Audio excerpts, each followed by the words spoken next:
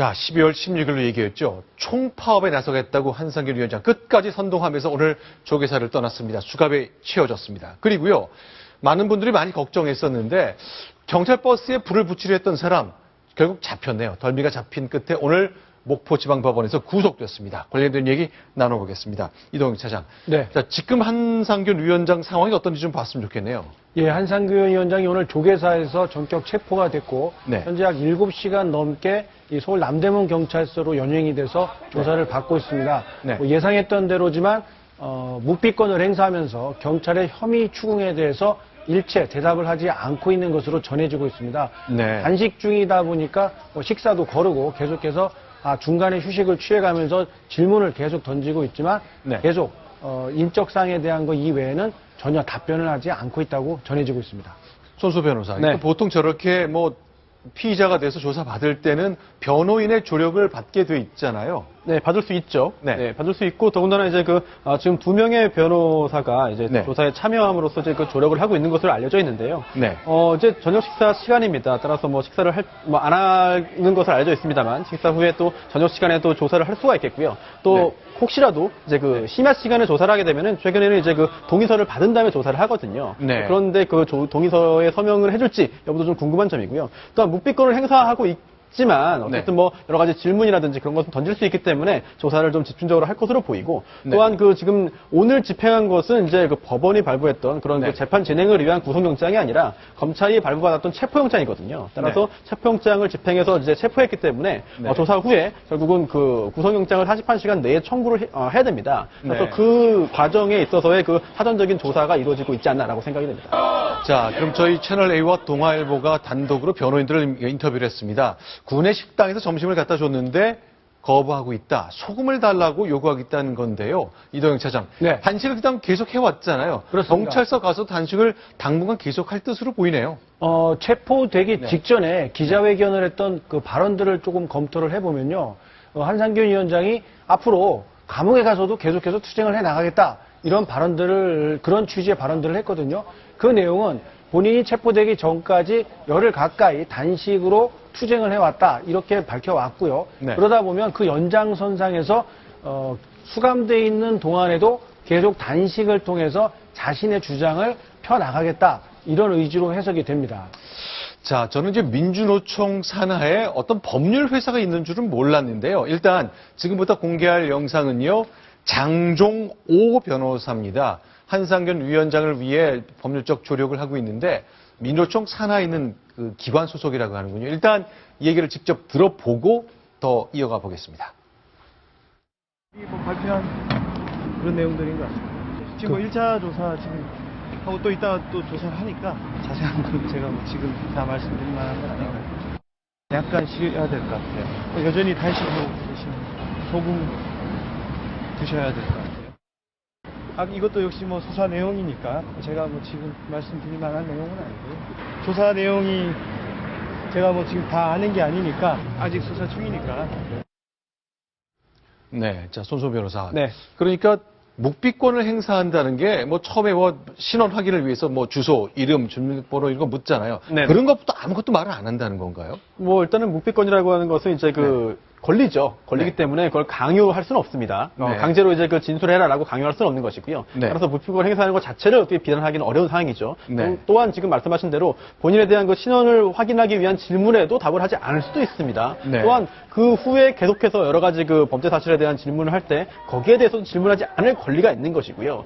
또한 묵비권을 행사했다고 해가지고 유죄의 심증을 갖거나 또는 그 자체를 유죄의 증거로 사용할 수도 없거든요. 네. 따라서 묵비권 행사 자체를 비난하기는 어려운 상황이고 다만 묵비권을 행사하더라도 객관적인 증거에 의해서 범죄 사실이 증명이 가능하다고 한다면 기소를 해서 얼마든지 유죄 판결이 가능한 그런 상황이 아닌가라고 생각이 됩니다. 자, 지금 자막에 잠시 나왔습니다만 법무법인 여는 마치 문을 여는 것처럼 그런 뜻인 것 같네요. 네, 그렇습니다. 이제 네. 법무법인 연은이 서울 정동 쪽에도 이제 사무실이 있고요. 또 광주, 여주 쪽에도 있는 알고 있습니다. 네. 전국에 이제 있는데 사실은 법무법인 연은보다 더 잘 알려진 것이 이제 민주노총 내에 있는 법률원, 민주노총 법률원으로 더 많이 알려져 있는데요. 법률원이요. 네네. 세 글자. 예. 왜냐면은 일단 민주노총 내에서 직접적으로 이제 일을 하는 그런 변호사도 계신 걸로 알고 있고요. 또한 네. 그렇지 않다 하더라도 법무법인 여는 소속으로 계신 변호사님들도 실질적으로 이제 그 업무의 상당 부분을 이제 그 민주노총과 관련된 업무를 함으로써 네. 민주노총의 법률적인 조력을 주고 있는 그런 분들도 많이 계신 걸로 이렇게 알고 있습니다. 자, 지금 보시는 장면, 이제 조계사에서 막 나오려는 저 모습이지만 잠시 후에 오늘 낮에 남대문 경찰서에 도착해서 지금 수사를 받고 있습니다.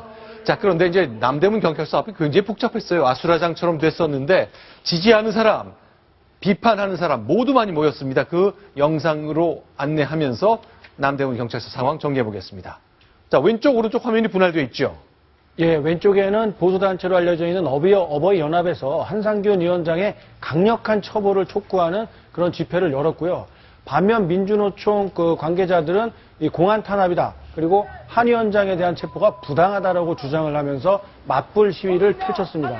네. 양측이 주장을 좀 펼치고는 있습니다만요. 있지만 민노총의 그 내부 사정이 훨씬 더 복잡합니다. 민노총은 당장 지도부의 핵심인 한 위원장이 구속될 처지에 놓였기 때문에 향후 지도부를 다시 뽑아야 될까 이런 고민을 할 수밖에 없고요.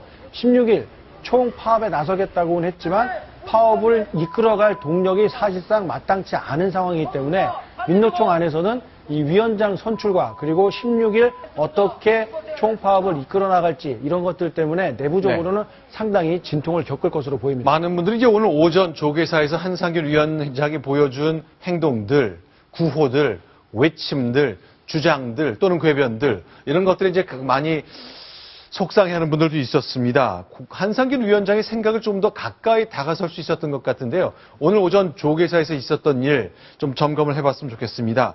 도법 스님이 화정위원장으로서 함께했는데 저희가 영상을 준비했거든요. 그 관련된 모습 보면서 얘기 나누겠습니다. 체포 당시의 순간으로 안내하겠습니다.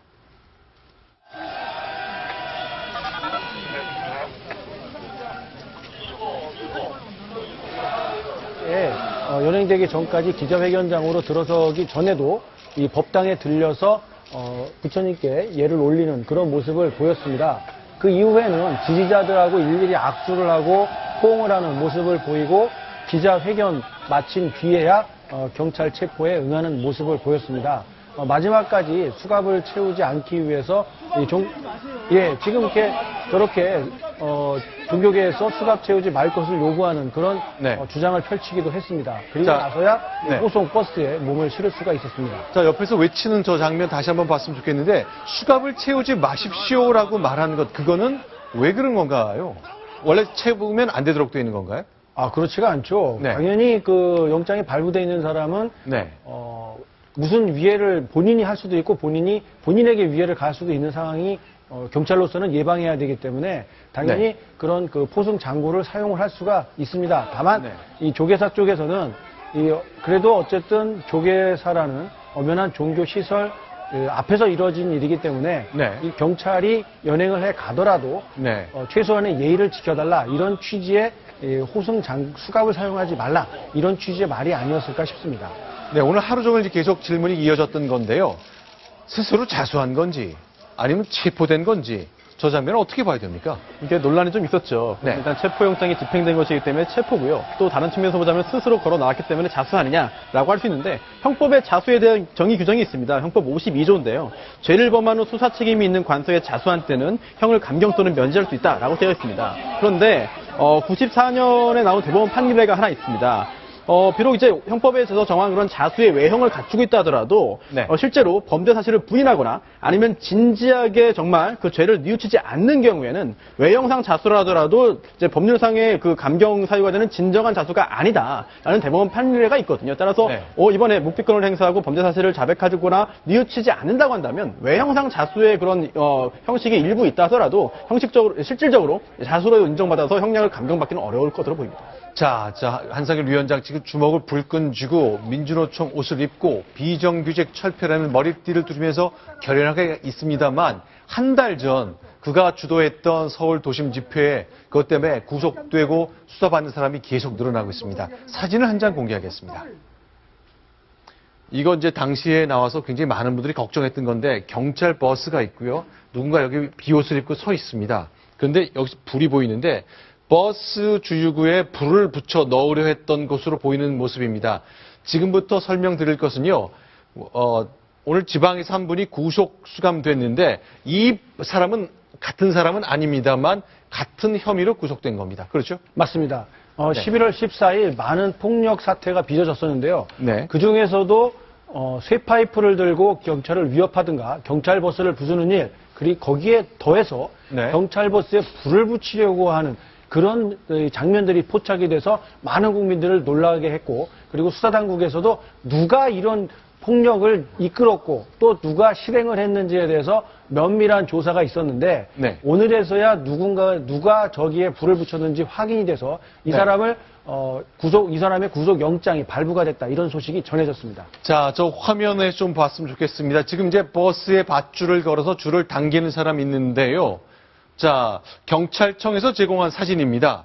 지금 이렇게 뭐 흔히 봤던 그 모습인데 이 한 분만큼은 얼굴이 저희가 흐릿하게 처리를 했는데 이분이 구속된 거죠. 맞습니다. 오늘 네. 전남지방경찰청에서 고모 씨 53살인데요. 네. 이분을 구속을 했습니다. 지금 이 장면은 네. 이 밧줄을 경찰 버스에 걸어서 끌어내려고 하는 장면입니다. 네. 이런 행위에도 가담을 했고 나중에는 네. 끌어낸 경찰 버스에 불을 붙이려고 시도를 했던 그런 혐의가 확인이 돼서 네. 오늘 구속영장이 발부된 겁니다. 근데 궁금한 게요. 저희가 좀 흐릿하게 했습니다만 제가 흐릿하게 전 모습을 잠깐 봤는데 대부분 얼굴을 가리고 있어서 알아보기 힘들었는데 어떻게 이분의 신원을 확인한 거죠? 사실 저도 저 사건이 일어난 네. 11월 14일 이후에 경찰이 뭐라고 했냐면 어떻게든 끝까지 추적해서 잡아내겠다라고 밝혔거든요. 네. 그런데 저는 개인적으로 상당히 의심스러웠습니다. 저 많은 사람들이 비슷한 복장을 하고 얼굴을 저렇게 철저하게 가렸는데 어떻게 잡아낼 것인가라고 의문을 가졌는데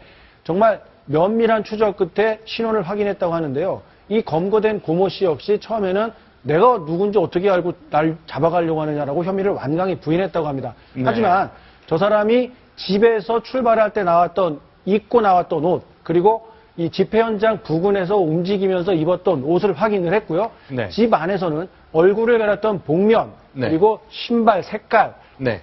점퍼, 바지 이런 것들이 모두 확인이 돼서 같은 사람이다라는 사실을 명백하게 입증을 했다고 합니다. 자, 오늘 구속됐는데요. 자, 경찰이 밝힌 내용을 제가 간단히 좀 읽으면서 소개해드리겠습니다. 4주 전 토요일이죠. 11월 14일 오후 6시 53분에 이 등산모와 이런 인상착의를 가진 분이 경찰버스 주유구를 열고 끈을 넣었습니다. 뭔가를 시도하던 중에 경찰관들이 불을 내는 건다 생각해서 소화기를 분사했다는 거군요. 이런 혐의도 있고 23명과 함께 차벽버스 이걸 밧줄로 담기는 이 두 가지 혐의인데 계속 부인하다 일부는 시인을 했죠. 예, 현재는 그런 물증들이 제시가 되니까 자기의 혐의 내용을 인정하고 있다는 게 경찰 쪽의 전언입니다. 사실은 자, 이런 경우에 네. 어떤 법이 적용되느냐 좀 궁금하실 수 있겠는데요. 네. 이제 굉장히 엄한 벌에 처할 수가 있습니다. 아. 왜냐하면 이제 형법 164조에 현주 건조물 등에 대한 방어가 있는데요. 그 조문을 네. 보면은 불을 놓아서 사람이 주거로 사용하거나 또는 사람이 현존하는 네. 건조물, 기차, 전차, 자동차, 선박, 항공기 또는 광갱, 이제 광산을 네. 이제 소외한 경우에는 무기징역 또는 3년 이상의 징역이거든요. 따라서 미수에 그쳤을 경우에는 좀 감경이 되겠습니다만 굉장히 엄한 처벌에 처할 수 있는 그런 중한 범죄라고도 볼 수 있겠습니다. 자, 일단 오늘 이제 남대부 경찰서에 연행된 한상균 위원장, 작년 4월에 있었던 세월호 참사 이후에 한 달 뒤 집회를 주도했는데 그때 이제 문제가 생겼던 것이 한상균 위원장의 이번 체포 과정의 그 출발점일 수 있겠습니다. 맞습니다. 지난해 5월에 네. 세월호 추모 집회 내용과 형식에서 큰 문제가 없었으면 좋았을 텐데 네. 이렇게 추모하는 열기와는 다르게 네. 불법으로 도로를 점거했고 경찰의 해산 명령에도 불응해서 결국엔 기소가 됐지만 법원에서 계속 나와서 재판을 받으라고 여러 차례 기회를 주고 불구속 재판을 이끌어 갔음에도 불구하고 네. 끝까지 출석하지 않았기 때문에 부득이하게 법원에서는 구속영장을 직권으로 발부를 하게 된 겁니다. 자, 저 장면이겠죠. 작년 5월로 기억됩니다. 그렇죠? 그렇습니다. 세월호 이 참사에 대한 희생자들 추모하기 위해서 많은 분들이 모였는데요. 네. 이 정해진 이 구역 안에서만 이루어졌었다면 좋았을 네. 텐데 일부 저렇게 경찰과 물리적으로 충돌을 하기 위해서 나서는 사람들이 있었기 때문에 이 추모 내용이 변질이 돼서 오히려 저렇게 한상균 위원장 같이 이렇게 법정에 서게 되는 일까지 빚어지고 말았습니다. 자, 작년 5월 저 시위는 뭐 그렇게 큰 잘못은 아니라고 보는 시각이 좀 있는 것 같은 것이. 맞습니다. 네. 그러니까 결국 그 사법 체계, 법원에서 계속 나오라는데 안 나가잖아요. 내가 이 시위 다 주도하고 들어갔다고.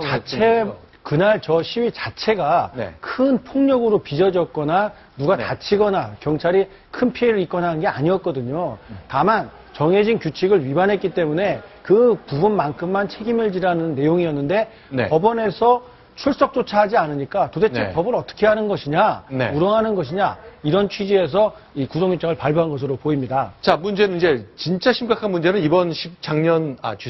지난달 14일 도심 불법 시위인데, 자, 손수호 변호사, 네. 소유죄, 집시법 위반 이 둘 중에 하나를 경찰이 선택해야 된다면서요. 예, 경우에 따라서는 둘 다 하나의 그 행위로 두 개의 죄를 범했을 경우에는 두 가지 다 기소할 수는 있습니다. 처벌할 네. 수 있겠고요. 그런데 이제 소유죄가 되느냐, 집시법 위반은 당연히 될 것으로 보이고요. 거기에 네. 더해서 소유죄까지 되느냐 여부를 가려야 될 것 같은데요. 네. 근데 둘 사이의 형량이 굉장히 큰 차이가 납니다. 왜냐하면 네. 집시법 위반의 경우에는 이제 집단적인 폭행, 협박, 손괴, 방화 등으로 공공의 네. 안녕 질서에 직접적인 위협을 끼칠 것이 명백한 그런 집회를 주최했을 경우에는 네. 형량이 생각보다 높지 않은데요. 네. 2년 이하의 징역 또는 200만 원 이하의 벌금입니다. 하지만 소유죄는 굉장히 다른데요. 일단 그 다중이 집합해가지고 이러한 그 폭행, 협박, 손괴 등을 했을 경우에 소유죄라고 인정이 된다면은 1년 이상 10년 이하의 징역 금고 또는 1,500만 원 이하의 이제 벌금이기 때문에요. 생각보다 이제 비슷한 그런 범죄라고 볼 수 있겠습니다만 형량은 큰 차이가 나기 때문에 소유죄 인정 여부가 굉장히 중요한 법적 쟁점으로 떠오르고 있습니다. 지금 네. 상태로는요, 그 경찰에서 일단 한 위원장을 일단 긴급 체포를 해서 체포영장을 집행을 한 상태에서 48시간 이내에 다시 구속영장을 신청해야 되는 물리적인 그 시간 제한이 있습니다. 그러다 보니까 소유죄 적용을 적극 검토는 하고 있습니다만 영장에 적시할 만큼 네. 아직 물리적인 시간이 부족해서 네. 아마 일단 집시법 위반으로 영장을 발부받은 이후에 기소하기 전에 검찰 단계에서 네. 소유죄 적용 여부가 본격적으로 검토될 것 같습니다. 네, 우리 사법 체계에 대한 불신 아마 이토록 깊을 수 있을까요? 자, 한상균 위원장, 자, 법원의 출석 명령 4차례 거부했고요. 이번에는 법 질서를 우롱하는 폭력 집회를 한 뒤에 조계사에 24일 동안 머물렀습니다. 오늘 그가 마지막 수갑을 차기 직전에 회견 모습도 거기와 크게 다르지 않았습니다. 같이 그 마지막 모습을 보겠습니다. 폭동을 일으킨 사람도 아닙니다. 저는 해고 노동자입니다. 단란화된 가정들은 모두가 파탄났습니다. 이게 과연 누구의 잘못입니까? 저는 노동력을 막겠다며 투쟁을 하고 있습니다. 이것이 지금 1급 수배자 한상균의 실질적인 죄명입니다. 민주노총은 귀족노동자의 조직이라 떠들었습니다. 왜 종걸기 종법 투쟁을 하는지 누가 물어나 보셨습니까?